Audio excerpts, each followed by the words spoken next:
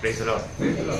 ये से लिए आने वाला प्रभु यीशु मसीह के अभी पवित्र नाम में सब पवित्र लोगों को मसीह में देता हूँ, क्योंकि बढ़िया निकले एक ही प्रभु ने आज इस रेवलेशन का क्लास का तीसरा दिन में भी प्रभु ने हमको लेकर आया। वास्तव में मैंने आपको पहले भी बताया, शैतान दो किताबों से बहुत नफरत करता है, एक उत्पत्ति किताब और एक प्रकटीकरण का किताब। क्योंकि उत्पत्ति में बहुत चतुराई से शैतान ने मनुष्य को बहका करके पाप में गिरा करके धरती सा नष्ट कराया, परमेश्वर का साथ का संगति नष्ट कराया और एकदम वो शैतान का गुलाम बनाया। उनका जीवन में जो आनंद था वो नष्ट हो गया, आशा नष्ट हो गया, ये सब पाप के कारण नष्ट हो गया। लेकिन मानव और इसलिए उत्पत्ति किताब पढ़ेगा तो वो बोलेगा ये तो कथा कहानी है, तुम इस पर विश्वास ना करो, वो भड़काता है। और जब प्रकाश का किताब में आएगा तो हम देखता है कि वहाँ पर शैतान का न्याय है, वो हमेशा के लिए अनंत आग में डाला जाएगा। शैतान चाहता है कोई भी लोग ये बात को ना जाने। मैंने आपको बताया कि उसको अगले 1000 साल का राज्य के हमारे समय में उनको ये बोतल पिट में डालेगा, उसके बाद में आखिर में उसको आनंद आग में डालेगा। ये उनका भविष्य में होने वाला न्याय की बात है। तो सबसे बड़ी बात मतलब उससे पहले शैतान अपना जोरदार काम करता है, जितने लोगों को नष्ट करना चाहता है, बर्बाद करना चाहता है और एक क्लास को मतलब ना सुनने के लिए बहुत प्रयास करेगा, ये सब करेगा। बहुत लोगों को बात को नहीं समझता। बहुत प्रभु का अनुग्रह चाहिए, बड़ी कृपा चाहिए, तब जाकर के हम इन वचनों को सही रीति में समझ करके उसमें बढ़ पाएगा। तो आज भी मैं अभी पीछे नहीं जाना चाहता हूँ, आगे बढ़ेगा, क्योंकि ये इतना टाइम में खत्म होगा कुछ बोल नहीं सकता। आज भी आउटलाइन है, ये आउटलाइन क्लियर समझ में आएगा तो अंदर का बात सरल रूप में समझ में आएगा, इसलिए इस रीति में किया है। तो ये प्रकाश वाक्य किताब का ये ग्रंथ का एक बड़ा खूबी ये संज्ञा का किताब है। संज्ञा मतलब संज्ञा में बताया हुआ बहुत बातें, और उसमें अधिकतर बात 7 संज्ञा के साथ जोड़ा हुआ है। 7 संज्ञा है ना। मैं अभी ये वचन वाला मैं बताते जाएगा, वो विषय बताते जाएगा, आप लोग रेफरेंस और वो बात लिखते जा सकते हैं, क्योंकि सारे वचन पढ़ने के लिए टाइम नहीं मिलेगा। ओके, तो इसमें पहली बात 7 मंडली के लिए दूत है ना। 7 मंडली, देखो हर एक बातों में ये नंबर्स आएगा। इसका मतलब क्या है कि मतलब ये 7 नंबर किसको बोलता है? प्रभु का कामों का पूर्णता, प्रभु का पूर्णता नहीं, प्रभु का कामों का पूर्णता, वो याद रहना। पूर्णता बोल करके शॉर्ट नहीं करना, प्रभु का कामों का पूर्णता का संज्ञा है 7, ये ध्यान देना है ना। ओके, यहाँ पर हम देखते हैं कि पहली बात हम देखते हैं 7 मंडली को लिखो। बोलेगा तो 7 मंडली क्यों नहीं 8 आया? उसका कुछ कारण है, वो आगे हम प्रवेश करेगा तब बोलेगा। तो 7 मंडली मतलब प्रकाश वाक्य पहला अध्याय का 11 वचन, और इसके बाद में हम देखते हैं 7 दीवट। 7 दीवट है ना, वही पहला अध्याय का 13 वचन। बहुत प्रार्थना के साथ रहेगा तो ये विषयों को भी हमें समझना बहुत जरूरी बात है। फिर हम देखते हैं कि 7 तारा है ना, प्रभु के हाथ में 7 तारा है। प्रकाश वाक्य पहला अध्याय का 16 वचन।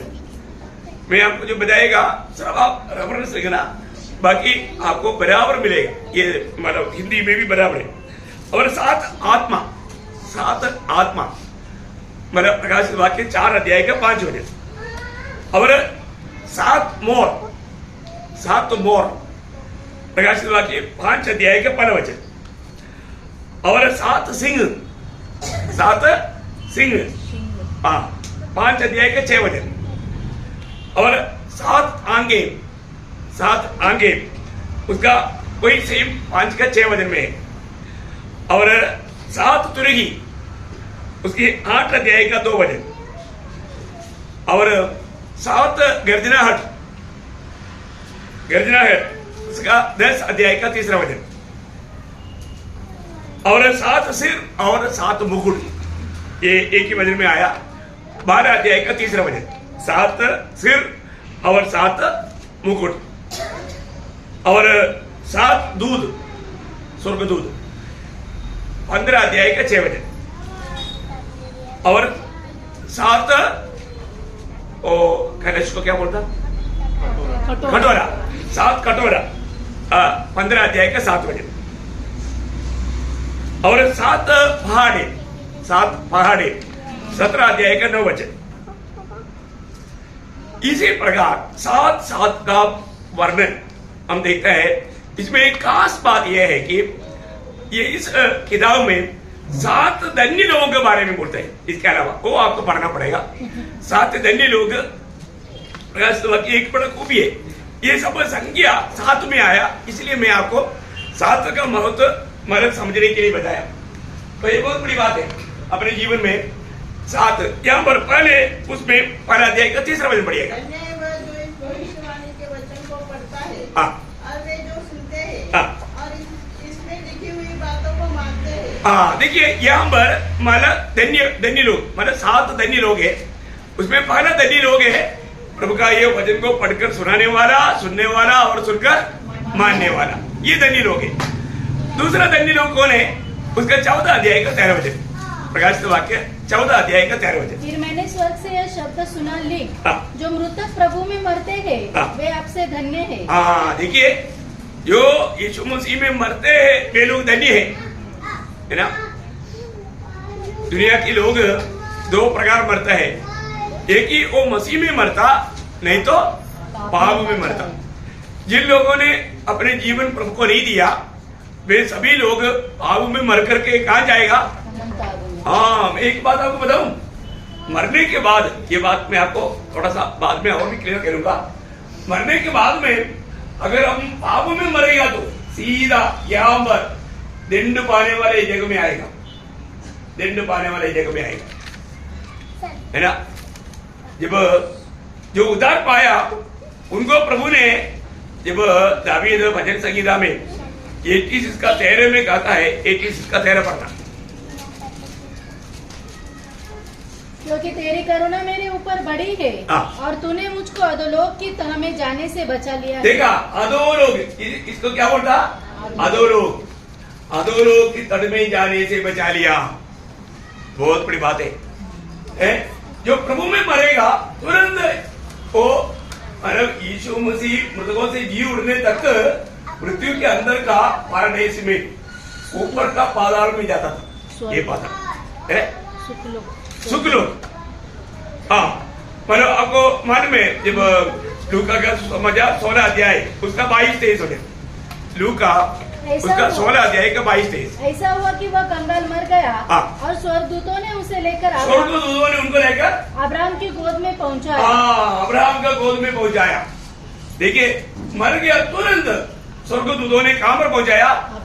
यहाँ पर अब्राहम का गोद में पड़ेगा तो ऊपर का पाताल में पहुंचाया, ऊपर का पाताल में। इसको मैं और भी वजन से और आपको रेफरेंस देखने समझाऊंगा। परंतु उसका 23 वजन, और वह धनवान भी मर गया, धनवान मर गया और अधोलोक में उसने देखा। अभी हम थोड़ी देर पहले बोला था अधोलोक, कहां पर? अधोलोक में,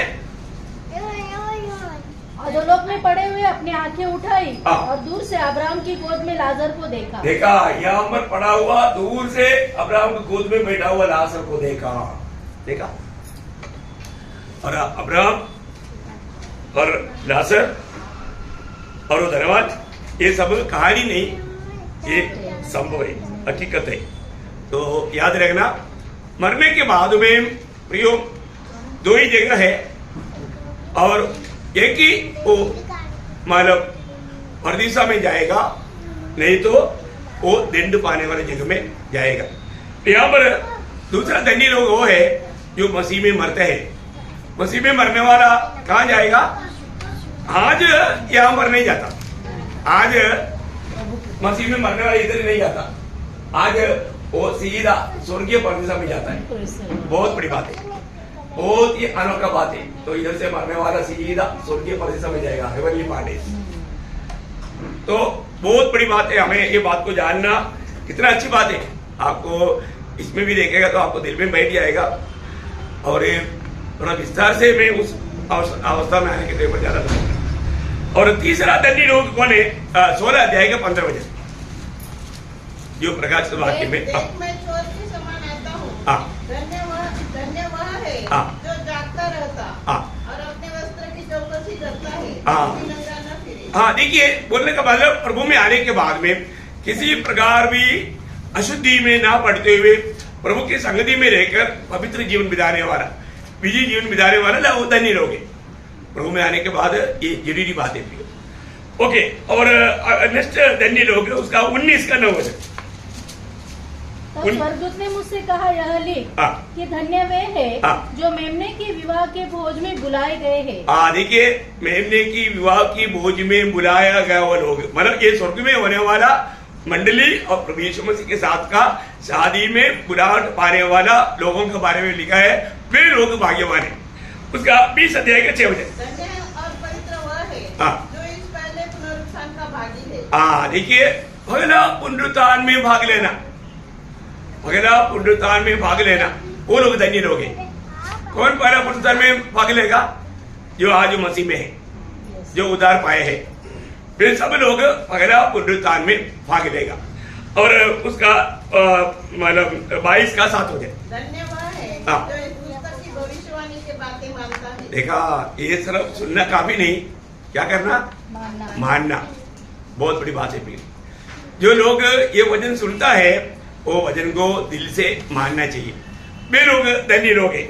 आखिर में उसका 14 वचन। धन्य वे हैं जो अपने वस्त्र धो लेते हैं। देखा, मतलब रोज प्रियो हमारे जीवन में किसी प्रकार का भी कुछ गलती हुआ तो प्रभु के सामने कबूल करते हुए उसे मन फिर करके सच्चा पछताव के साथ प्रभु के साथ मेल खाकर प्रभु की आलोचना में बना रहने वाला लोग धन्य लोग हैं। तो ये 7 धन्य लोगों के बारे में प्रकाशित वाक्य में बताया हुआ बात है। मैं बार बार से आपको थोड़ा आउटलाइन बता रहा हूँ। अभी मानव यहाँ पर आप देखते हैं कि इस स्टडी में मानव प्रकाशित वाक्य का स्टडी में स्वर्ग नरक का पक्का आपका पूरा डाउट क्लियर हो जाएगा। स्वर्ग नरक सत्य है, स्वर्ग नरक सत्य है। वो बात को हमें बहुत गहराई में समझाने वाला किताब है प्रकाशित वाक्य किताब। तो मैं प्रभु को बहुत धन्यवाद देता है कि प्रभु का वचन संपूर्ण रीति में स्वर्ग नरक को बताता है। कई लोग स्वर्ग भी नहीं मानता, नरक भी नहीं मानता। नहीं मानेगा तो भी वो व्यक्ति जरूर नरक में मिलेगा, क्योंकि वो स्वर्ग में नहीं मिलेगा।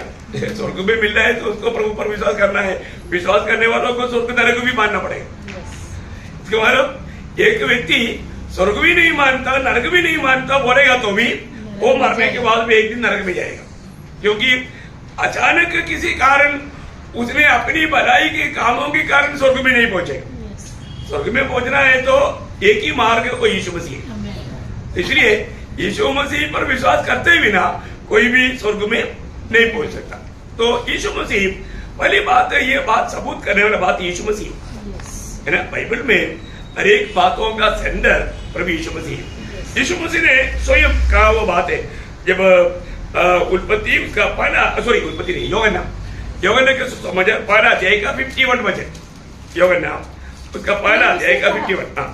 मैं तुमसे सच सच कहता हूँ कि तुम स्वर्ग को खुला हुआ। देखा, मैं सच सच कहता हूँ। कौन बोल रहे हैं? तो इसको मतलब गंभीर बात है। मैं कहता हूँ बोलेगा तो भी काफी है। मैं सच कहता हूँ बोलेगा तो वो बात में गंभीरता बहुत है। और तो मैं सच सच कहता हूँ उसका मतलब बहुत ज्यादा गौरव का है, बहुत ज्यादा गौरव। इसका मतलब प्रयोग हमारे दिल में थोड़ा भी मत डाउट करना, स्वर्ग है, स्वर्ग है, नरक भी है, ये सब प्रभु है और शैतान भी है। कोई बोलेगा मैं ये कुछ भी नहीं मानता बोलेगा तो भी मतलब उसके साथ शैतान रहता है। इसलिए ये बात प्रभु का वचन जानने वाले लोगों को मालूम। ओके, तो यहाँ पर प्रभु बोलता है कि थोड़ा फिर से पढ़िए वचन। मैं तुमसे सच सच कहता हूँ कि तुम स्वर्ग को खुला हुआ और परमेश्वर के स्वर्गदूतों को मनुष्य के पुत्र के ऊपर उतरते और ऊपर जाते देखोगे। देखा, मनुष्य के पुत्र के ऊपर उतरते और जाते देखोगे। स्वर्ग खुला हुआ आपको ये पढ़ने के समय में स्वर्गदूत उतरते चढ़ते हुए देखा, वो बात सुना तो आपको एक बात याद आया होगा, याकूब का सबूत है ना। याकूब पद्मनारायण की ओर भागने के समय में मतलब सूरज डूब गया, अंधेरा हो गया, उसको नींद आया, वो एक पत्थर लेकर के सिराना बना करके वो सोया। उस समय में क्या देखा उन्होंने? उस निद्रा में एक बात देखा है ना, उत्पत्ति में लिखा है, उत्पत्ति 28 अध्याय का 12 बजे पढ़ना, जेनेसिस 28। अब उसने स्वप्न में क्या देखा? कि एक सीढ़ी पृथ्वी पर खड़ी है और उसका सिरा स्वर्ग तक पहुंचा है और परमेश्वर के दूत उस पर से चढ़ते उतरते हैं। देखा, ये याकूब ने स्वप्न में देखा वो बातें, और यीशु मसीह ने बोला वो बात प्रभु के पास आया जाया करेगा। बहुत बड़ी बात है ना प्रियो। स्वर्ग के बारे में आज दुनिया अनजान है, परंतु प्रभु का लोग अच्छी तरह उसको समझना चाहिए है ना।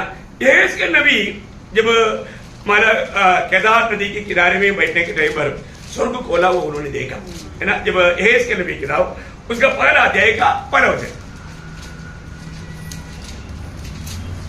30वें वर्ष के चौथे महीने के 5वें दिन मैं बंदियों के बीच कबार नदी के तट पर था, तब स्वर्ग खुल गया। स्वर्ग खुल गया, तब स्वर्ग खुल गया। देखिए मतलब स्वर्ग खुला, मतलब स्वर्ग है और स्वर्ग खुला, स्वर्ग खुला हुआ इसके नबी देख रहे हैं। और आपको मालूम है जब मतलब मसीहों में सबसे पहले रक्तसाक्षी स्तेफानुस को पथरवाह करने के टाइम पर स्तेफानुस ने क्या देखा? जब प्रेरितों का उसका 7 अध्याय का 56 हो जाए, देखो मैं स्वर्ग खुला हुआ और मनुष्य के पुत्र को परमेश्वर के दाहिने ओर खड़ा हुआ देखा। मैं स्वर्ग खुला हुआ देख रहा हूँ। देखिए कितना बड़ी बात है प्रियो है ना। अभी आपको ये जानना चाहिए, प्रभु ने अपनी भक्तों को मतलब स्वर्ग दिखाया, स्वर्ग में यीशु मसीह खड़े होते हुए वो देखा। ये हल्की बात है क्या? स्वर्ग है ना। स्वर्ग का बातों पर आपको मालूम है जीते जीते तीसरा स्वर्ग तक उड़ा लिया गया वो बात व्यक्ति है प्रेरित पौलुस, आपका याद होगा है ना। दूसरा कोरिन्थी उसका 12 अध्याय उसका 2 से 4। मैं मसीह में एक मनुष्य को जानता हूँ, 14 वर्ष हुए कि न जाने देह सहित न जाने देह रही, परमेश्वर जानता है। ऐसा मनुष्य तीसरे स्वर्ग तक उठा लिया गया। मैं ऐसे मनुष्य देखा वो तीसरा स्वर्ग तक उड़ा लिया गया। बहुत बड़ी बात है ना प्रियो है। कितना स्वर्ग है? 3 स्वर्ग है। तीसरा स्वर्ग तक प्रेरित पौलुस दुनिया में जीते जीते लोगों ने जो पथरवाह करके मर गया बोल करके खींच करके बाजू में डाला था, उस समय में वो आत्मा में स्वर्ग पहुंच गया। आपको ये बात को जानना चाहिए प्रियो, स्वर्ग सत्य है। अभी कई बार लोग बोलता है किसने देखा स्वर्ग, कौन मारे स्वर्ग से मारा देख करके आया। देखिए स्वयं इन बातों का भी सबूत यीशु मसीह के शब्द है। पहली बात प्रभु यीशु मसीह कभी भी झूठ नहीं बोल सकता। तो यीशु मसीह ने यूहन्ना का सुसमाचार उसका 3 अध्याय का 13 वचन, तब कोई स्वर्ग पर नहीं चढ़ा, केवल वही जो स्वर्ग से उतरा। केवल वही जो स्वर्ग से उतरा। कौन है? अर्थात मनुष्य, प्रभु यीशु मसीह। देखिए यीशु मसीह कहाँ से उतरा? स्वर्ग से उतरा। बहुत बड़ी बात है ना प्रियो है। प्रभु यीशु मसीह स्वर्ग से उतरा। ये दुनिया में ऐसा अवकाश कौन कर सकता है? प्रभु के वचन कितना सत्य है प्रियो है ना। उसका 6 अध्याय का 38 वचन, क्योंकि मैं अपनी इच्छा नहीं वरन अपने भेजने वाले की इच्छा पूरी करने के लिए स्वर्ग से उतरा हूँ। मैं स्वर्ग से उतरा हूँ। देखा, मैं स्वर्ग से उतरा हूँ प्रियो। ये प्रभु यीशु मसीह की दावा है। ये दुनिया में ऐसा दावा कोई नहीं कर सकता, क्योंकि कोई भी स्वर्ग से नहीं आया और कोई स्वर्ग में गया भी नहीं। स्वर्ग से आया, स्वर्ग में गया वो एकमात्र व्यक्ति प्रभु यीशु मसीह। इसका मतलब यीशु मसीह ने अपने साथ पवित्र लोगों को लेकर के वो बात अलग है। देखिए मतलब ये जो विषय कहने के समय में तक कोई भी स्वर्ग में नहीं गया। इसके बाद ही पौलुस को भी आत्मा में वो लेकर गया, वो बात अलग है। लेकिन वही यीशु मसीह उसी 6 अध्याय का 41, इसलिए यहूदी उस वक्त कुड़कुड़ाने लगे क्योंकि उसने कहा था जो रोटी स्वर्ग से उतरी जो स्वर्ग से उतरी हुई रोटी वह मैं हूँ। देखा, प्रभु यीशु मसीह बोलता है मैं स्वर्ग से उतरा हुआ, उसका 51 जीवन की रोटी जो स्वर्ग से उतरी मैं हूँ। देखा, जीवन की रोटी जो स्वर्ग से उतरी हुई मैं हूँ। इसका मतलब जो यीशु मसीह को खाएगा वो जीवित रहेगा। एक बहुत बड़ी बात है। तो सबसे बड़ी बात, प्रभु यीशु मसीह स्वर्ग से आया और अभी हम कह सकता है वो स्वर्ग में गया। पहली बात तो स्वर्ग है, स्वर्ग में कोई संदेह करने वाला बात है ही नहीं। और दूसरा, हमको सबको मालूम है कौन स्वर्ग से आया, पवित्र आत्मा। पवित्र आत्मा स्वर्ग से भेजा गया। पहला पत्रोस उसका पहला अध्याय का 12 वचन, पहला पत्रोस। उन पर यह प्रकट किया गया कि वे अपनी नहीं वरन तुम्हारी सेवा के लिए ये बातें कहते हैं, जिनका समाचार अब तुम्हें उनके द्वारा मिला, जिन्होंने पवित्र आत्मा के द्वारा जो स्वर्ग से भेजा गया। देखा, पवित्र आत्मा कहाँ से भेजा गया? स्वर्ग से। यीशु मसीह बोला था मैं जाऊंगा, मैं जाने के बाद में एक मददगार को मैं तुम्हारे लिए भेजूंगा। वो कहाँ से आया? स्वर्ग से आया। माने यीशु मसीह स्वर्ग में पहुंच गया, उसका एक प्रूफ है। क्योंकि यीशु मसीह ने बोला था मैं स्वर्ग में जाने के बाद में मैं तुम्हारे लिए भेजूंगा। देखा, कितना बड़ी बात है ना। ये बातों को हमें समझ करके कितना अधिक हम प्रभु को महिमा करना चाहिए। प्रियो, अभी प्रभु पवित्र लोगों के लिए स्वर्ग खोलने वाला है हमारे लिए, है ना। वो बात है जब हम प्रकाशित वाक्य 4 अध्याय में देखने जा रहा है, उसका 4 अध्याय का 1 वचन। बातों के बाद जो मैंने दृष्टि की तो क्या देखता हूँ कि स्वर्ग में एक द्वार खुला हुआ है। देखा, स्वर्ग में एक द्वार खुला हुआ है। देखिए, स्वर्ग का द्वार पवित्र लोगों के लिए खुला जाएगा। मतलब भविष्य में हमारे लिए स्वर्ग खोलेगा। ये प्रभु का वचन है। मैं आपको बताना चाहता हूँ, स्वर्ग सत्य है, उसमें संदेह किसी को नहीं होना चाहिए। ऐसा प्रभु के लोगों को नहीं है, फिर भी नए लोगों के लिए ये बात मैंने आपको एक बार बताया। तो ऐसा है, तो मतलब स्वर्ग का संबंध में हमारा कुछ है क्या, ये भी जानना ना। अभी हम स्वर्ग नहीं गया, हम स्वर्ग नहीं गया तो भी हमारे संबंध में कुछ बात स्वर्ग में है क्या, है। ये भी जानकारी हमारे लिए कितना, हम स्वर्ग जाने वाला है। अभी हम ये दुनिया में परदेशी है। जो भी उधार पाया, हमारा स्वदेश कहाँ है? स्वर्ग पर है। देखा, हम इधर ही रहता है, लेकिन स्वदेश हमारा स्वर्ग है। और स्वर्ग में हमारे लिए क्या क्या है ये भी जानना अच्छा है, मैं जल्दी बताऊंगा, है ना। पहली बात, स्वर्ग में हमारा नाम लिखा हुआ किताब है। वहां के रजिस्टर में हमारा नाम लिखा है ना। लूका 10:20 में चेलों के बारे में प्रभु ने बोला, तुम दुनिया की बातों में आनंद नहीं होना, कोई दुष्टात्मा तुम्हारा अधीन हो गया बोल करके तुम खुशी नहीं मनाना, अरे तो तुम्हारा नाम स्वर्ग में लिखा है। स्वर्ग में हमारा जो भी उद्धार पाया, जो भी जीवन पाया, जिन्होंने मसीह को पाया, उनका सबका नाम लिखा हुआ रजिस्टर है। उस रजिस्टर में मेरा नाम है। कितने लोगों को विश्वास है? नाम है ना? डाउट है? हाँ, ओके। तो वो बात प्रकाश 20:15 में भी हम देखता है, 20:15। और जिस किसी का नाम जीवन की पुस्तक में लिखा हुआ न मिला, वह आग के बीच में डाला गया। हाँ, देखा, इसको मतलब हमको ये यकीन है हमारा नाम स्वर्ग में जीवन का किताब में लिखा हुआ है, क्योंकि उनका उद्धार हुआ, जिनका भी नया जन्म हुआ। दूसरा क्या है स्वर्ग में हमारे लिए? हमारा यादाइश के लिए हमने बातें किया, उस बात को रिकॉर्ड किया हुआ एक किताब है, स्मरण का किताब, है ना। जब मराठी का किताब, उसका 3 अध्याय का 16 वचन। तब यहोवा का भय मानने वालों ने आपस में बातें की और यहोवा ध्यान धरकर उनकी सुनता था, और जो यहोवा का भय मानते और उसके नाम का सम्मान करते थे, उनके स्मरण के निमित्त उसके सामने एक पुस्तक लिखी जाती थी। हाँ, देखो प्रियो, एक बात जानना, हम लोग यहाँ पर जो भी बातें करता है ना, सारा रिकॉर्ड होता है। कहाँ पर? एक किताब में, स्वर्ग में। आपको लगेगा ये कैसा क्या बात है? ये तो बात है। ये सारी बात आपने धीरे से बोला होगा किसी कान में, वो बात भी उधर रिकॉर्ड है। बाप रे, ये बहुत बड़ी बात है। ये जानकारी अच्छी तरफ देखना। आपने सोचा होगा कि कोई भी नहीं सोचा, ऐसा बात भी रिकॉर्ड में आ गया। देखो, और तीसरा क्या है उधर स्वर्ग में, मतलब जो आज हम यहाँ पर जो पढ़ता है ओरिजिनल कॉपी स्वर्ग में है बाइबल का, मतलब 119 का 18 है, 119 का 18 है। देखो कितना अनोखा बात है। हे यहोवा, हाँ। तेरा वचन आकाश में सदा तक स्थिर रहता है। देखा, तेरा वचन स्वर्ग में सदा के लिए स्थिर रहता है। आपको मालूम है यही वचन के द्वारा न्याय होने वाला है करके यीशु मसीह ने यूहन्ना 12 का 48 में कहा। देखा, क्योंकि ये है वो नियमावली। अभी हम लोग कोर्ट में जाएगा, वहां माला आईपीसी है, उसके अनुसार लोगों का न्याय करता है।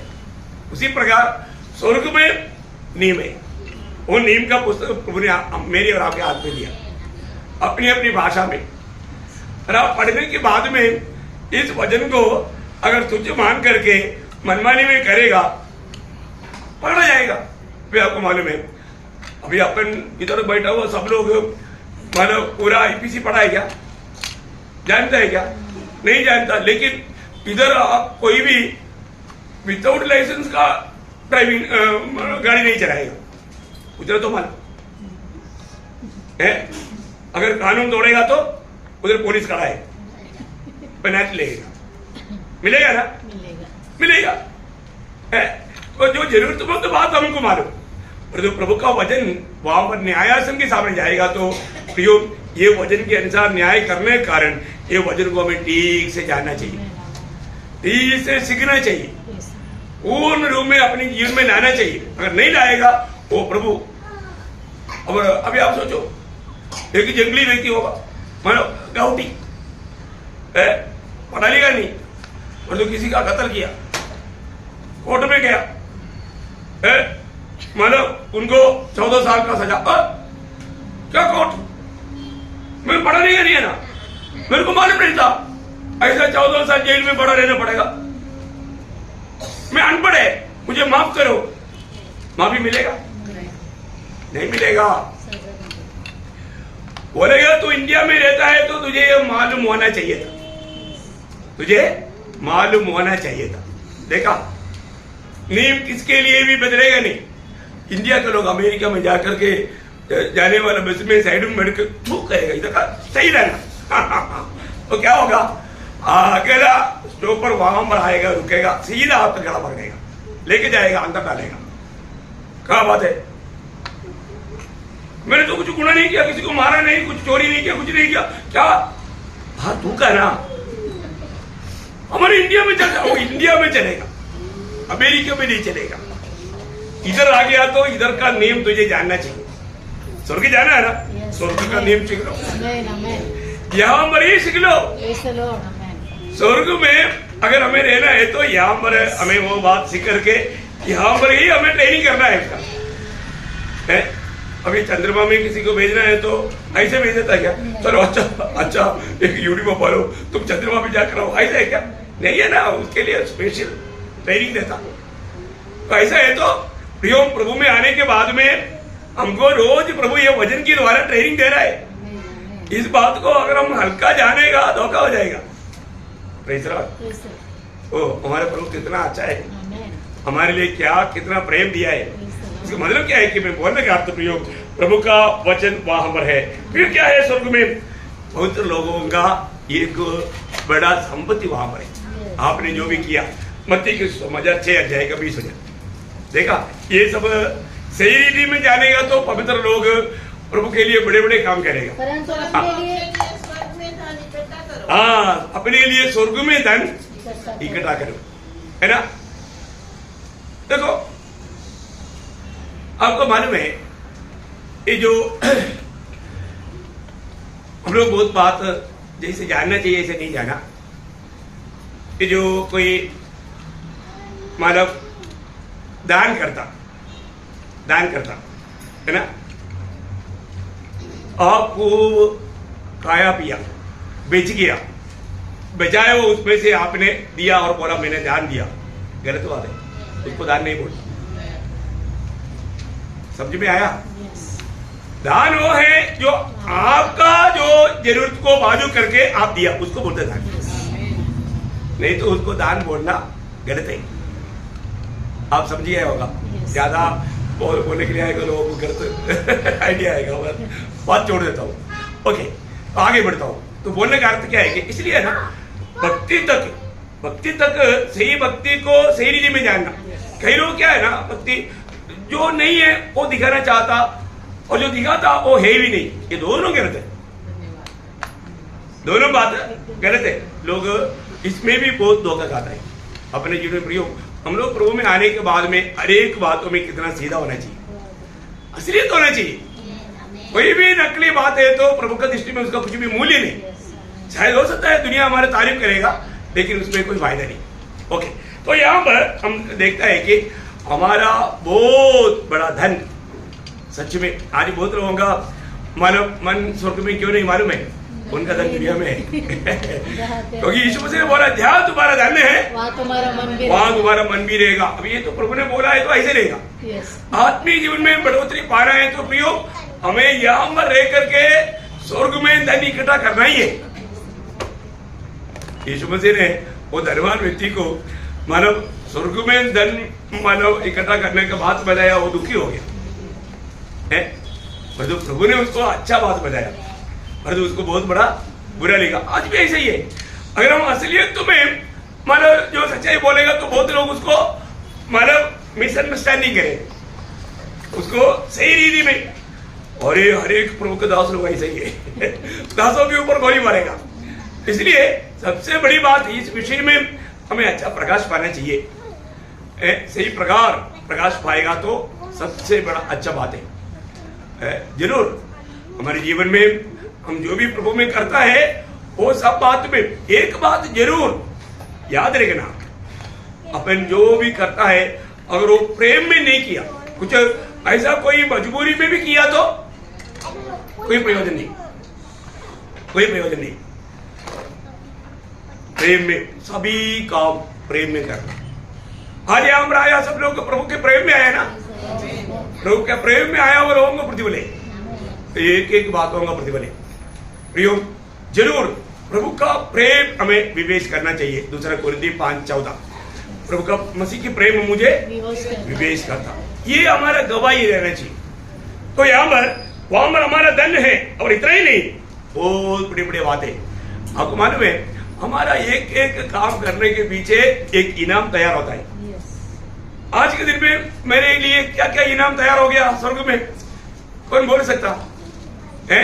पहला पत्रोस पहला अध्याय का 4-5 रुपए नया जन्म पाया हुआ हर एक लोग स्वर्ग में मिलने वाला उस इनामों के बारे में दर्शन पाना चाहिए, उसका प्रकाश पाना चाहिए, उसका ज्ञान पाना चाहिए। बहुत बड़ी बात है। आप पढ़िए।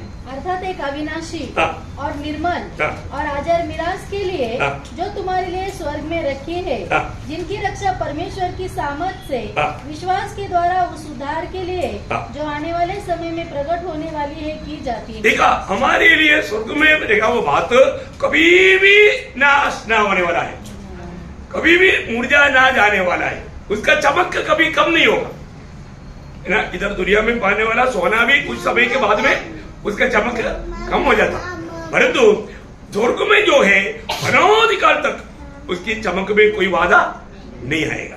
कितना बड़ी बात है।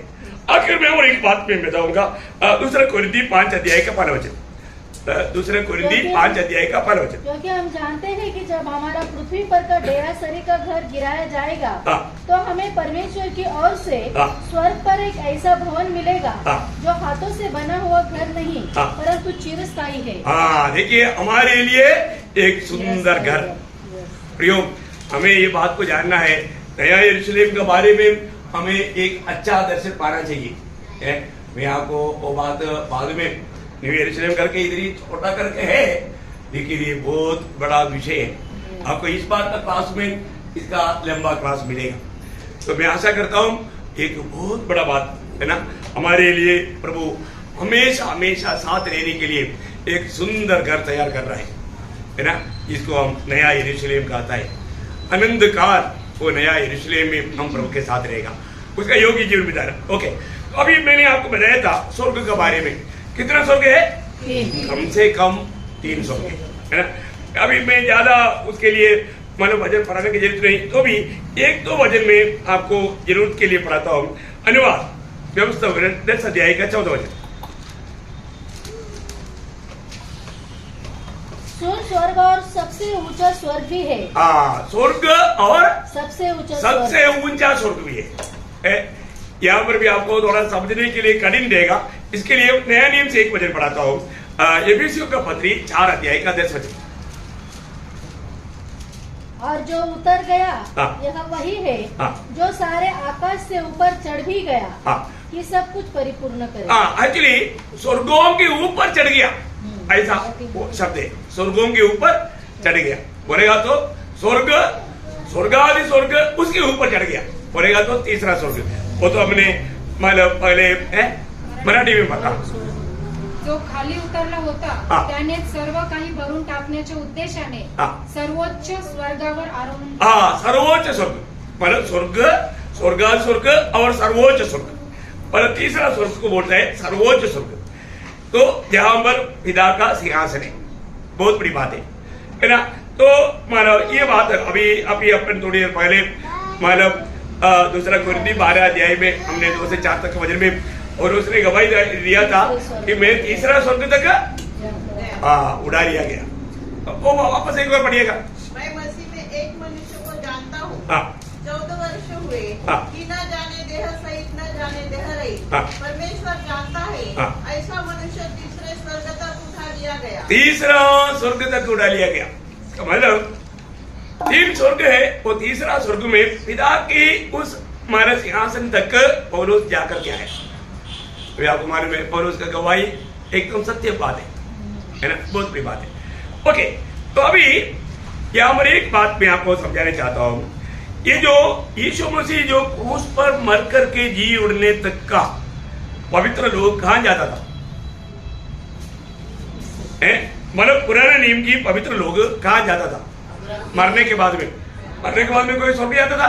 नहीं, अब्राहम का गोद में कहाँ पर जाता था? यहाँ पर सारे पवित्र लोग जो भी मतलब यीशु मसीह मरकर जी उड़ने तक का सारा पवित्र लोग नीचे का पाताल में नहीं, ऊपर का पाताल में, है ना।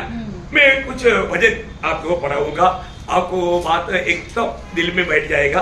उल्पत्ति उसका 37-35, उल्पत्ति उसका 37 का 35। उसके सब बेटे बेटियों ने उसको शांति देने का प्रयत्न किया, हाँ। पर उसको शांति न मिली। हाँ। वह यही कहता रहा, हाँ। मैं तो विलाप करता हुआ अपने पुत्र के पास अधोलोक में उतर जाऊंगा। देखा, मैं अपने पुत्र के पास अधोलोक में, मतलब यहाँ पर उन्होंने वहां पर जो बताया वो बात बादान है, बादान अधोलोक है। उसका 42 का 38, उल्पत्ति 42-38। उसने कहा, मेरा पुत्र तुम्हारे संग न जाएगा, क्योंकि उसका भाई मर गया और वह अब अकेला रह गया है। इसलिए जिस मार्ग में से तुम जाओगे उसमें यदि उस पर कोई विपत्ति आ पड़े, तब तो तुम्हारे कारण मैं इस बुढ़ापे की अवस्था में शोक के साथ अधोलोक में उतर जाऊंगा। हाँ, देखो वहां पर भी आधार वो शब्द आना चाहिए, लेकिन वहां पर जो लिखा हुआ वो शब्द अधोलोक, वो अधोलोक का शब्द लोग गलत सोच सकता है। जैसा मैंने अभी बताया, मतलब जो लोग जो अभी मैंने पढ़ाया था ना, मतलब 31 का 13 और एक और पढ़ना, क्योंकि तेरी करुणा मेरे ऊपर बढ़ी है, हाँ। मुझे अधोलोक की हाँ, देखा वो दोनों शब्द बराबर आया ना, बराबर आया, लेकिन बराबर नहीं आना चाहिए। बराबर नहीं आया। हाँ, अधोलोक की तह में जाने से बचा लिया। हाँ, नहीं मतलब उसका मतलब वो वहां पर बताया बात ये है अधोलोक। ओके, समझ में आया ना। लेकिन हाँ, ये यहाँ पर आधार आना चाहिए। वो मतलब वहां पर जो परिभाषा जो आया अधोलोकी आया, हाँ, अधोलोकी आया, इसलिए मैं बोला। और भी एक दो वचन पढ़िएगा, उसका 44 का 29, उल्पत्ति 44 का 29। अतः यदि तुम इसको भी मेरी आग के आड़ में ले जाओ, और कोई विपत्ति इस पर पड़े, तो तुम्हारे कारण मैं इस बुढ़ापे की अवस्था में शोक के साथ अधोलोक में उतर जाऊंगा। वहां पर सब अधोलोक शब्द आया हिंदी में वो बात कहता है 31। इस कारण यह तब मेरे दासों के कारण तेरा दास हमारा पिता जो बुढ़ापे की अवस्था में है शोक के साथ अधोलोक में उतर जाए। हाँ, वो हिंदी का परिभाषा का फर्क है, मतलब पाताल में उतर जाएगा ऐसा आना चाहिए। पाताल और अधोलोक ये दो अलग अलग जगह है, कोई कोई भाषा में इतना क्लियर नहीं आया। अब ईयोब की किताब 14 अध्याय का 13 वचन पढ़ना। ईयोब 14 अध्याय का 13 वचन, मतलब कहीं ना कहीं आपका भाषा में आएगा कि नहीं ये बात। भला होता कि तू मुझे अधोलोक में छिपा लेता। हाँ, अधोलोक आया। उसका 17 अध्याय का 13 वचन, ईयोब 17 का 13। यदि मेरी आशा यह है कि अधोलोक मेरा धाम होता। हाँ, देखा, अभी ईयोब कहाँ जाने वाला है? पाताल में। मतलब बोले क्या अर्थ है, आपका जो परिवार उसका 15-16 वचन, 15-16। तो मेरी आशा कहाँ रही? हाँ, तो मेरी आशा कहाँ रही? मेरी आशा किसके देखने में आएगी? क्या वह अधोलोक में उतर जाएगी? हाँ, वो सब आपका उसमें पूरा में ऐसा है। लेकिन अभी आपने जो लाजर और धनवान का जो बात पढ़ा था, उस समय में क्या पढ़ा था? अब्राहम की गोद। वो यहाँ पर उसको अब्राहम को गोद बोला। एक्चुअली मानो अब्राहम को गोद करने का अर्थ वो मानो पाताल में अब्राहम के पास गया उस अर्थ में।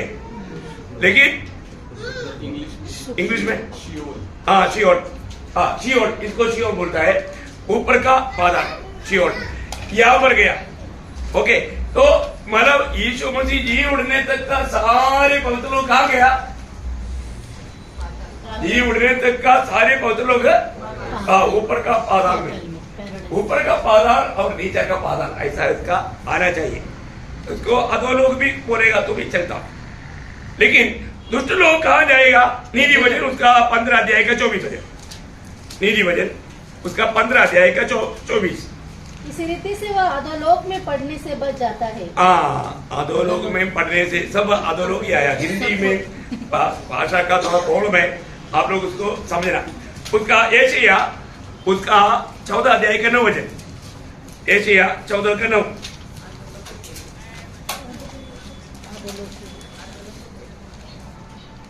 पाताल के नीचे अधोलोक में तुझसे मिलने के लिए हलचल हो रही है। पाताल के नीचे, देखा यहाँ पर आया पाताल और उसके नीचे, ठीक है ना, अधोलोक में।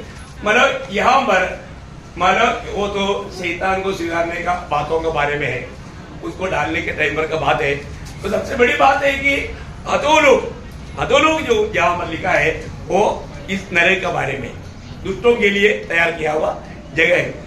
भाषा में थोड़ा फर्क आया, इसलिए मतलब आपको अभी हमारा भाषा में क्लियर है, आपका भाषा में आपको इंग्लिश में भी कोई कोई शब्द उसका अलग नहीं, एक ही है उसका। ओके, जाने दो। तो अभी एक बात यहाँ पर मैं आपको बताना चाहता हूँ, क्या हुआ जब प्रभु यीशु मसीह मृतकों से जी उठने के समय में क्या हुआ? यहाँ से सबको, देखो ये आरोप कर दिया है, सबको क्या कर दिया? सबको सीधा लेकर के स्वर्गीय प्रदेश में गया। स्वर्गीय प्रदेश में होने का अर्थ अभी मरने वाला कोई भी पवित्र लोग यहाँ पर नहीं जाएगा। अभी मरने वाला, पहली बात यीशु मसीह जी उठा उस समय में, तभी हमने एफेसियों 4 अध्याय का 8-9 वचन में पढ़ा था। क्या पढ़ा? और जो वह करता है वो ऊंचे पर चढ़ा और बंदियों को बांध ले गया। देखा, बंदियों को बोलेगा तो पुराने नियम की सारे पवित्र लोगों को, उनको सबको कहा लेकर गया? स्वर्ग में। तो इसलिए अभी मरने वाला, अभी जो मरेगा वो यहाँ पर नहीं जाएगा। अभी ये एम्प्टी है, अभी ये पाताल में कोई नहीं, ये पाताल में कोई नहीं। अभी मरने वाला दूसरा कुरिन्थी 5 अध्याय का 8 वचन, दूसरा कुरिन्थी 5 अध्याय का 8 वचन। इसलिए हम ढाढ़स बांधे रहते हैं हाँ। और देह से अलग होकर हाँ। प्रभु के साथ रहना और भी उत्तम समझते हैं। देखा, अभी मर गया तो सीधा हेवनली पैराडाइज में जाएगा, स्वर्गीय प्रदेश में। वही बात फिलिपियों 1 का 23, फिलिपियों 1 अध्याय का 23 वचन। क्योंकि मैं दोनों के बीच में अधर में लटका हूँ। जी तो चाहता है कि कुछ करके मसीह के पास जा रहूं, क्योंकि यह बहुत ही अच्छा है। वो बहुत ही अच्छा है। तो उसको मतलब क्या है कि मतलब जो लोग आज मरेगा तो अभी पृथ्वी के अंदर का पाताल में भी नहीं जाता, कहा जाएगा? अभी आप लोगों को डाउट नहीं है ना? नहीं। हाँ, ऐसा मैं ये तो अब ये सब अपने में है, अगला क्लास में हम कैंसिल करेगा। ओके, तो ये बहुत महत्वपूर्ण बात है ना? इसलिए जैसा मानव यहाँ पर हम देखा है 3 स्वर्ग है, ऐसा 3 मानव पाताल भी है, 3 पाताल भी है। ओके, ये 3 पाताल में अभी पहला पाताल जो है, पहला पाताल एमटी हो गया। ओके, और दूसरा पाताल में कौन है? दूसरा पाताल में कौन है? हाँ, जो भी पाप में मरता है, जो उद्धार नहीं पाया, वो सब लोग यहाँ पर है, सब लोग यहाँ पर है। अच्छा, फिर ये तीसरा यहाँ पर कौन है? यहाँ पर भी एक पाताल है, ये कौन है? गिरा हुआ, देखा, गिरा हुआ सब है ना? अब पढ़िए दूसरा पत्रोस दूसरा अध्याय का 4 बजे, दूसरा पत्रोस दूसरा अध्याय के 4 बजे। क्योंकि जब परमेश्वर ने उन स्वर्गदूतों को जिन्होंने पाप किया नहीं छोड़ा, पर नरक में भेजकर अंधेरे कुंड में डाल दिया, ताकि न्याय के दिन तक बंदी रहे। देखिए, अभी एक बात जानना, ये स्वर्गदूत कौन है? और एक बजे पढ़िएगा यूदा का पत्री, उसका 6 बजे। फिर जिन स्वर्गदूतों ने अपने पद को स्थिर न रखा, वरन अपने निज निवास को छोड़ दिया, उसने उनको भी उस भीषण दिन के न्याय के लिए अंधकार में, जो सदा काल के लिए है, बंधनों में रखा है। देखिए, इसका मतलब यहाँ पर जो बधाई हुआ, ये स्वर्गदूत जो शैतान के साथ जो दुष्टात्माएं हैं, वो नहीं। ओके, ये स्वर्गदूत मतलब जो आज शैतान का साथ जो भी लोग हैं, अभी तक बंधन में नहीं, उनको नहीं डाला, अभी भी वो खुला है, अभी वो कभी भी कहीं भी जा सकता है। देखिए, ये बात को जानना बहुत बड़ी बात है ना? एफेसियों उसका 6 अध्याय उसका 12 बजे, एफेसियों 6 अध्याय का 12 बजे।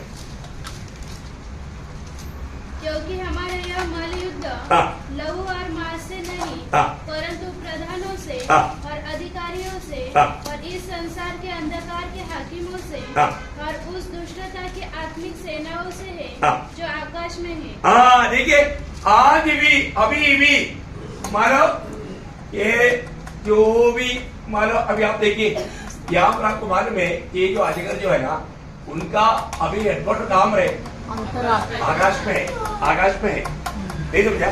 मतलब उसको दूसरा स्वर्ग बोलता है।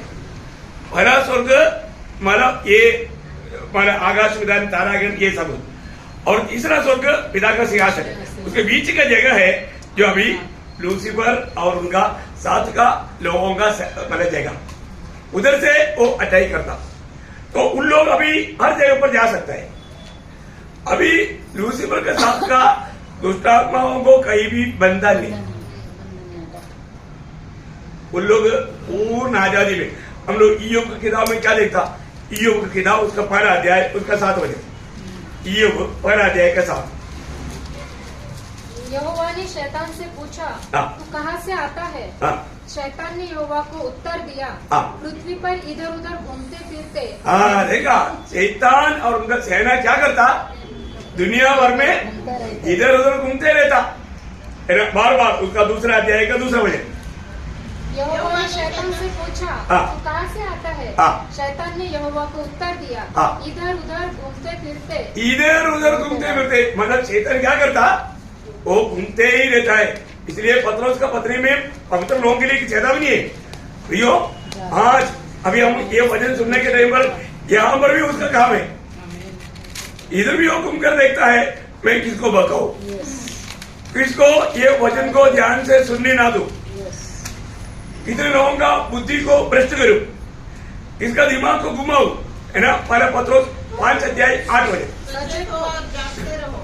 क्योंकि तुम्हारा विरोधी शैतान गरजने वाले सिंह के समान इस खोज में रहता है कि किसको फाड़ खाए। देखा, विश्वासियों को फाड़ खाने के लिए, उनको उनका आत्मीय जीवन से गिराने के लिए, उनका आत्मीय जीवन में ठोकर खिलाने के लिए वो प्रयास में है। प्रियो सावधान, हमें कहीं कभी भी कैसे भी है ना हमारा यात्रा को तक को रुका सकता है ना, है ना। जब पहला थिस्सलुनीकियों दूसरा अध्याय का 18 वचन में हम क्या देखता, इसलिए हमने अर्थात मुझ पौलुस ने हाँ। एक बार नहीं हाँ। परंतु 2 बार तुम्हारे पास आना चाहा, हाँ। परंतु शैतान हमें रोके रहा। कौन? शैतान। अरे इतना सामत भाया हुआ प्रेरित पौलुस को शैतान रुकाया, आप देखा। इसलिए मैं बोला आज भी हम लोग यहाँ पर आया, कैसे आया? प्रभु की सगायदा हम पर नहीं होता, आज यहाँ पर आया वो सब लोग इधर नहीं आता। प्रभु ने हमें मदद किया, पर तो बहुत बार हमको लगता है हमारे दिल में आया जाना है, ऐसे नहीं आया। प्रभु ने हमें बहुत बड़ा मदद किया, है ना। उसका मतलब क्या है कि अभी तक शैतान को काम पर नहीं डाला, नरक में नहीं डाला, उसको बांधा नहीं, है ना। प्रकाशित वाक्य 12 अध्याय उसका 7 से 9 प्रकटीकरण। फिर स्वर्ग में लड़ाई हुई। हाँ देखा, अभी जब एक्चुअली ये लड़ाई कब होगा, है ना, जिस समय में प्रभु का पवित्र लोगों को लेने के लिए प्रभु यीशु मसीह आएगा, उस समय में ये लड़ाई होगा।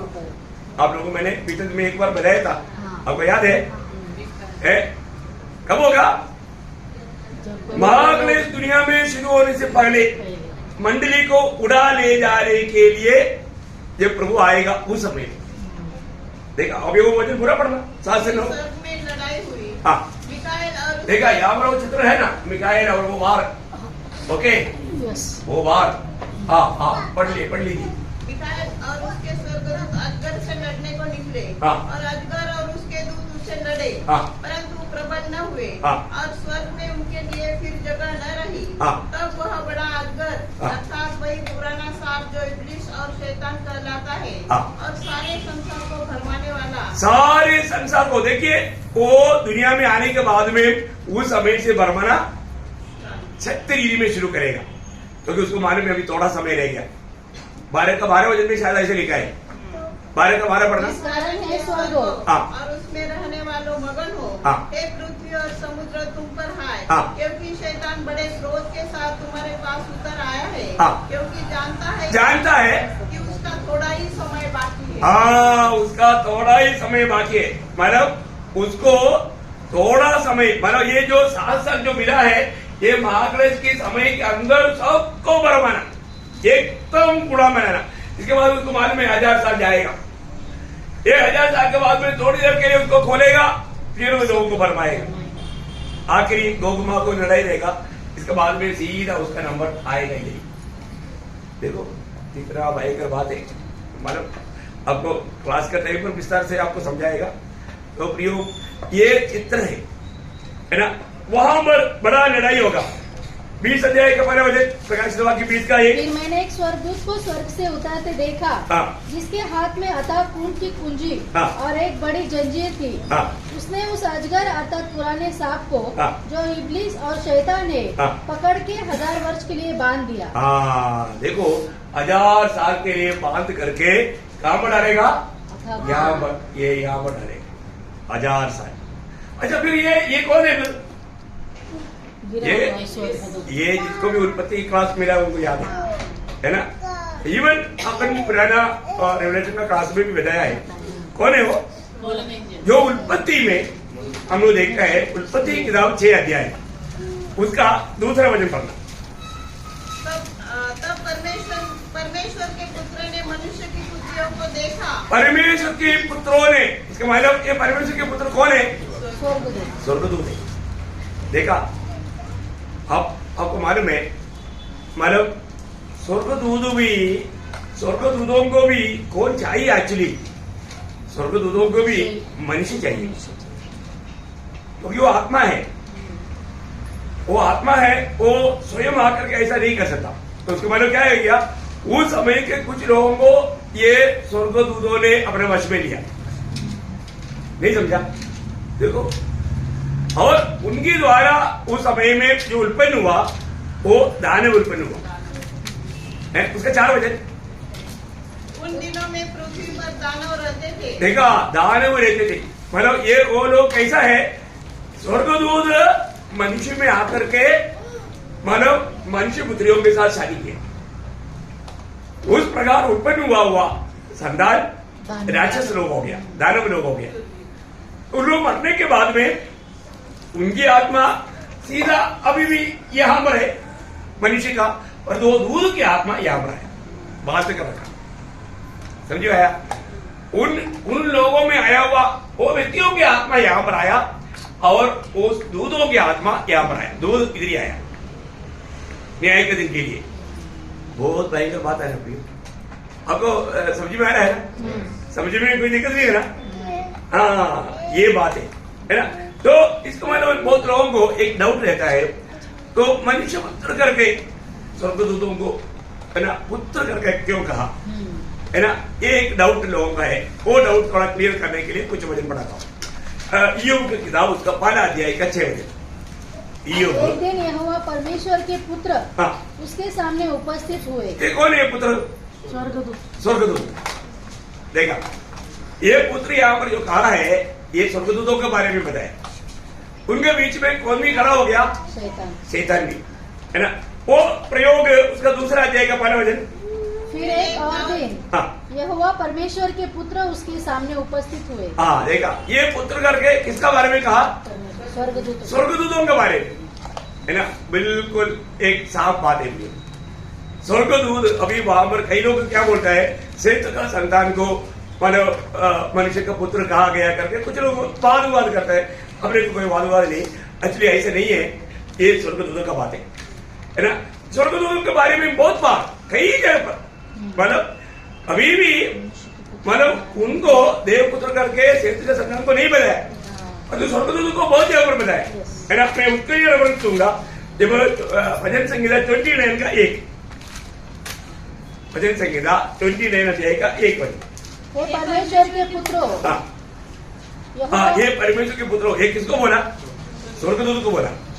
स्वर्गदूत को परमेश्वर का पुत्र करके कहा। उसका 89 का 6, 89 का 6। हे यहोवा, मेरी प्रार्थना की ओर कान लगा और मेरे गिड़गिड़ाने को ध्यान से सुन। बलवंतों के पुत्रों में से कौन है जिसके साथ यहोवा की उपमा की जाएगी? हाँ, बलवंतों के पुत्रों से, या वो भी स्वर्गदूतों के बारे में कहा गया। बलवंतों की पुत्र स्वर्गदूतों के बारे में कहा गया। दानिएल 3 का 25, दानिएल 3 अध्याय का 25 वचन। मतलब मैं इस बातों को इतना रेफरेंस क्यों पढ़ा रहा हूँ, मतलब वहां पर जो परमेश्वर का पुत्र करके जो कहा है वो सेत का संतान के बारे में नहीं, दूधों के बारे में है, इसलिए मैं आपको बता रहा हूँ। और चौथे पुरुष का स्वरूप ईश्वर के पुत्र के सदृश है। देखा, एक ईश्वर के पुत्र के सदृश, मतलब स्वर्गदूत को ईश्वर का पुत्र करके नाम दिया। जब लूका उसका 20 अध्याय का 36 वचन, लूका उसका 20 अध्याय का 36 वचन।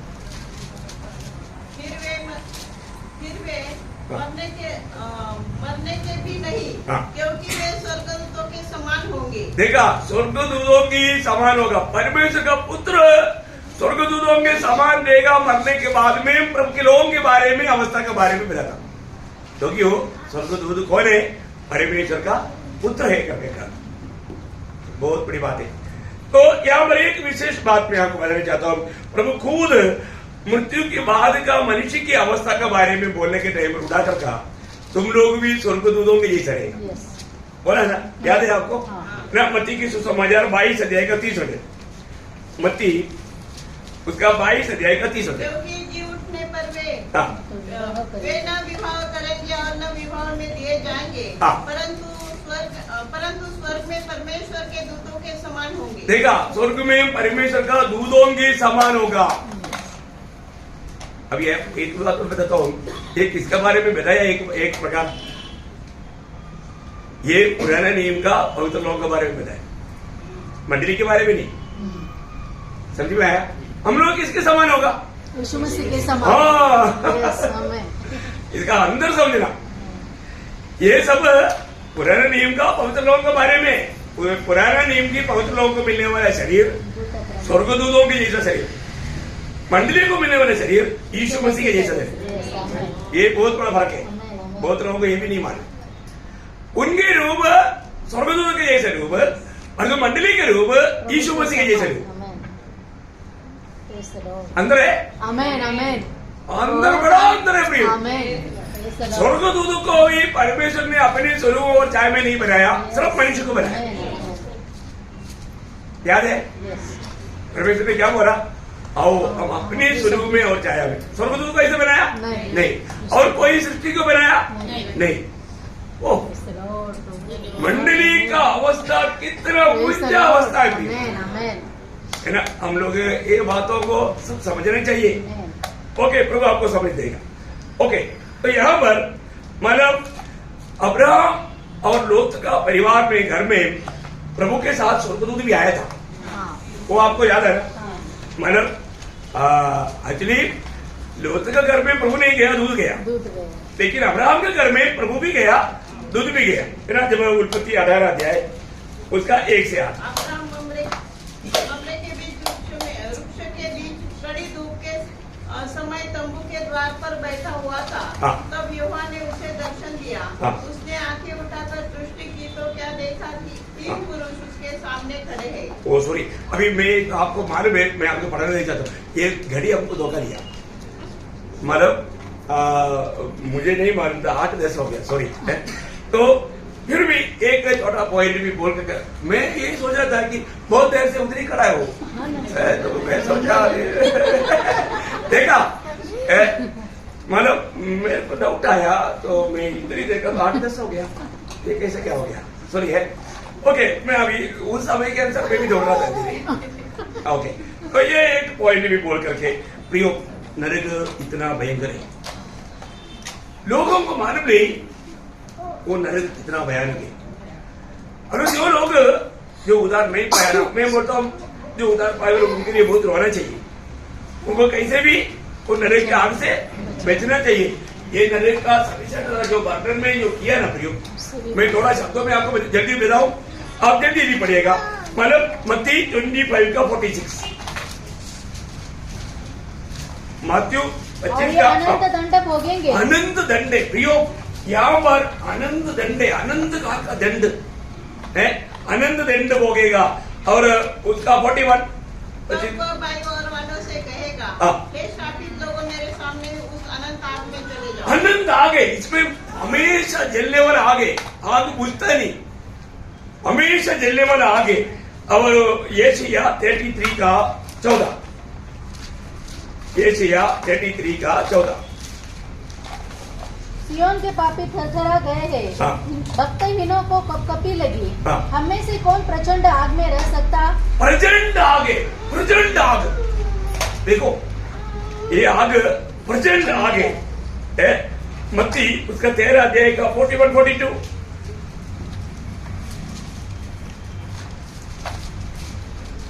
मनुष्य का पुत्र अपने स्वर्गदूतों को भेजेगा। हाँ। और वे उसके राज्य में से सब ठोकर के कारणों को हाँ। और कुकर्म करने वालों को इकट्ठा करेंगे। हाँ। और उन्हें आग के कुंड में डालेंगे। आग का कुंड, आग का कुंड है। मैं कम शब्दों में पढ़ाऊंगा, मत्ती 3 का 12। ओ लॉर्ड जीसस, उसका सूप उसके हाथ में है। हाँ। और वह अपना खलिहान अच्छी रीति से साफ करेगा। हाँ। और अपने गेहूं को तो खत्ते में इकट्ठा करेगा। हाँ। परंतु भूसी को हाँ। उस आग में जलाएगा जो बुझने की नहीं। बुझने का नहीं, मानो यह आग कभी बुझेगा नहीं, ना बुझने वाला आग। तो प्रियो, उस आग में उनका अवस्था क्या रहेगा? मत्ती 5 अध्याय का 29, मत्ती 5 अध्याय का 29। यदि तेरी दाहिने आंख तुझे ठोकर खिलाए, हाँ। तो उसे निकाल कर फेंक दे, हाँ। क्योंकि तेरे लिए यही भला है हाँ। कि तेरे अंगों में से एक नष्ट किया जाए और तेरा सारा शरीर हाँ। नरक में न डाला जाए। हाँ, बोलेगा तो प्रियो, अनंत काल और शरीर में धारना कष्ट सहते रहेगा। आग कितना भयंकर है, इसका और बहुत खूबियां है, मैं क्लास के टाइम पर बताऊंगा। ये था एक प्रकाश के वाक्य का किताब का आउटलाइन का पाठ। चलो भैया, अभी आउटलाइन में आया, हम लोग प्रवेश कल से, मतलब अगला क्लास से, मतलब संडे से प्रवेश करेंगे। प्रकाश के वाक्य 1 अध्याय का 1 वचन से शुरू हो जाएगा। इतना आउटलाइन अगर आपको थोड़ा समझ में आ गया तो आगे हमको मतलब फिर भी जल्दी नहीं जा पाएगा, क्योंकि बहुत गहरी बात है। तो ये आउटलाइन आपको समझ में आने से बहुत बातें समझाने के लिए मुझे आसानी रहेगा। इसलिए 3 क्लास आउटलाइन में आपको बताया। जरूर मैं आशा करता हूँ आपको टोटल में आनंददा तत्व बहुत बातें संक्षिप्त में आपको समझ में आया होगा। तो प्रभु आपको बहुत आशीष दे। इन वचनों के द्वारा प्रभु ने सबसे बात किया है कि कोई भी आनंदाग में नहीं जाना, जिसका भी उद्धार नहीं हुआ जल्दी उद्धार पाना, क्योंकि प्रभु किस घड़ी को आएगा किसी को मालूम नहीं है। जिस घड़ी को मृत्यु के द्वारा दुनिया से अलग होगा ये भी किसी को मालूम नहीं। इसलिए अपने आत्मा को नष्ट ना करो, आनंदता का तैयारी करो। प्रियों बाद में मौका नहीं, ये एक ही जिंदगी एक ही मौका है, इसको नष्ट ना करो। तो आप सबको आशीष दे, सबको महिमा मिले।